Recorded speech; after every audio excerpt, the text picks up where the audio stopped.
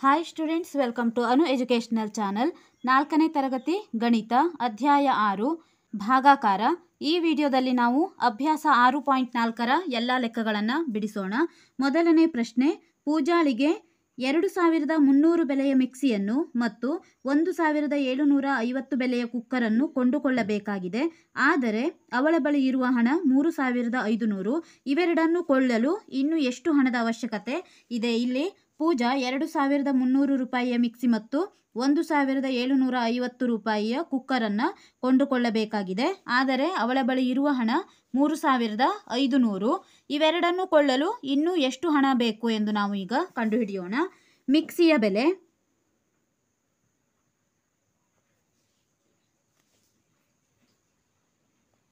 2300. Cooker ಬೆಲೆ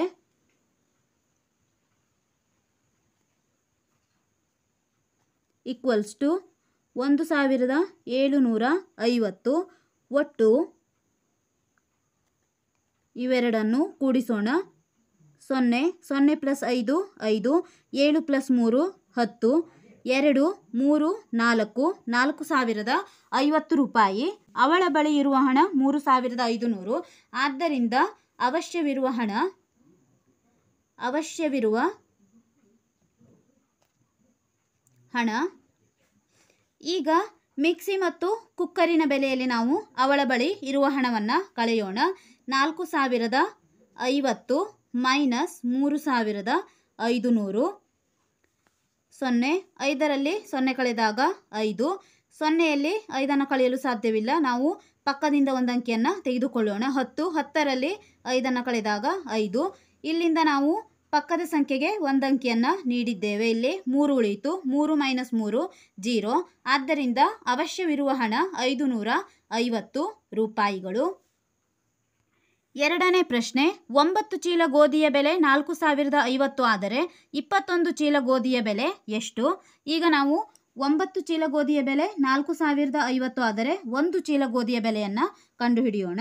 ಆದ್ದರಿಂದ 1 ಚೀಲ ಗೋಧಿಯ ಬೆಲೆ 9 /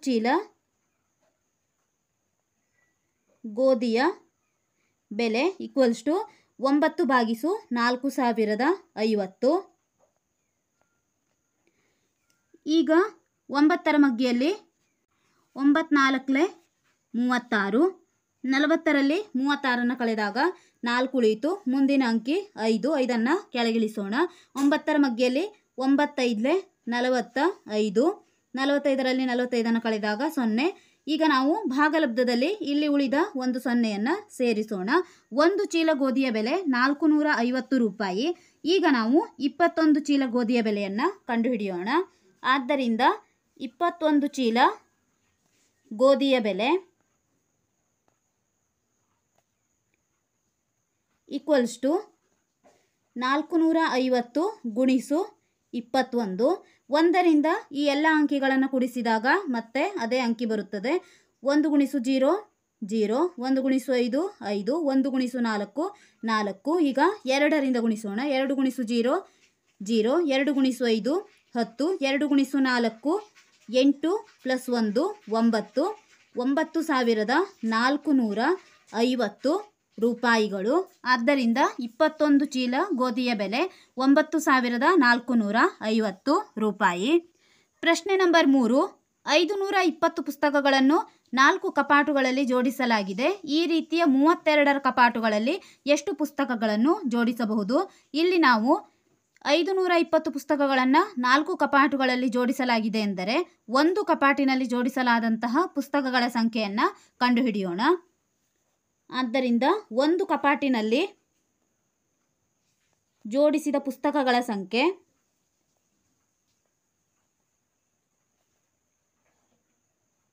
=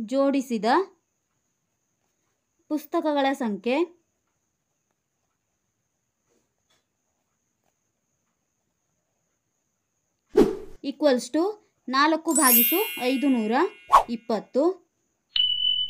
ಇಲ್ಲಿ 5 4ಕ್ಕಿಂತ ದೊಡ್ಡ ಸಂಖ್ಯೆ ಆದ್ದರಿಂದ ಒಂದೇ ಅಂಕಿಯನ್ನು ತೆಗೆದುಕೊಳ್ಳೋಣ. 4 1 4. 5ರಲ್ಲಿ 4ಅನ್ನು ಕಳೆದಾಗ 1 ಉಳಿಯಿತು. ಮುಂದಿನ ಅಂಕಿ 2. 4 3 12. 12ರಲ್ಲಿ 12ಅನ್ನು ಕಳೆದಾಗ 0.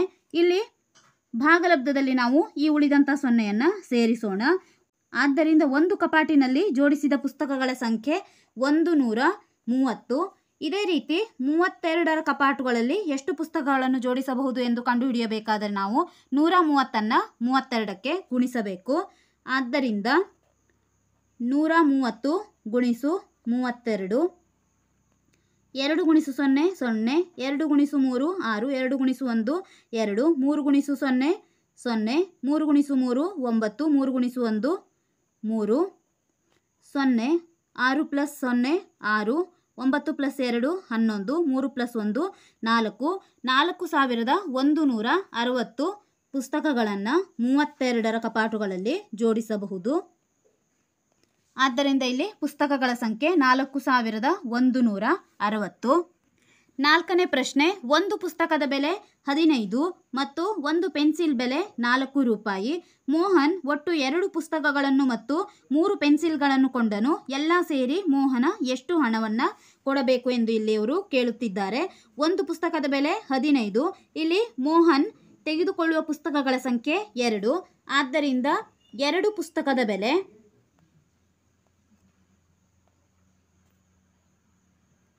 ಈಕ್ವಲ್ಸ್ ಟು 2 ಗುಣಿಸು ಪುಸ್ತಕದ ಬೆಲೆ 15, 15 2 30. ಇಲ್ಲಿ 3 ಪೆನ್ಸಿಲ್ಗಳನ್ನು ಅವನು ಕೊಂಡಿದ್ದಾನೆ. 3 ಪೆನ್ಸಿಲ್ ಬೆಲೆ ಅಥವಾ 3 ಪೆನ್ಸಿಲ್ಗಳ ಬೆಲೆ ಈಕ್ವಲ್ಸ್ ಟು 3 ಗುಣಿಸು ಒಂದು ಪೆನ್ಸಿಲ್ನ ಬೆಲೆ 4, 3 ಗುಣಿಸು 4 3 4 12. ಆದ್ದರಿಂದ ಒಟ್ಟು ಹಣ ಈಕ್ವಲ್ಸ್ ಟು ಈ 2 ಸಂಖ್ಯೆಯನ್ನು ನಾವು ಕೂಡಿಸೋಣ. 0 ಪ್ಲಸ್ 2 2, 3 ಪ್ಲಸ್ 1 4.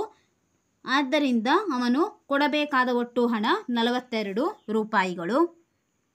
ಈ ವಿಡಿಯೋದಲ್ಲಿ ನಾವು ಅಭ್ಯಾಸ 6.4ರ ಎಲ್ಲ ಲೆಕ್ಕಗಳನ್ನು ಬಿಡಿಸಿದ್ದೇವೆ. ಮುಂದಿನ ವಿಡಿಯೋದಲ್ಲಿ ಅಧ್ಯಾಯ 7 ವೃತ್ತಗಳು ಪಾಠದ ಎಲ್ಲ ಅಭ್ಯಾಸದ ಲೆಕ್ಕಗಳನ್ನು ಬಿಡಿಸೋಣ. ನಮ್ಮ ಚಾನೆಲ್ನ ಎಲ್ಲ ಹೊಸ ವಿಡಿಯೋಗಳಿಗಾಗಿ ಅನು ಎಜುಕೇಷನಲ್ ಚಾನೆಲ್ನ ಲೈಕ್ ಮಾಡಿ, ಶೇರ್ ಮಾಡಿ, ಸಬ್ಸ್ಕ್ರೈಬ್ ಮಾಡಿ, ಹಾಗೆ ಪಕ್ಕದಲ್ಲಿರುವ ಬೆಲ್ ಐಕಾನ್ ಪ್ರೆಸ್ ಮಾಡಿ.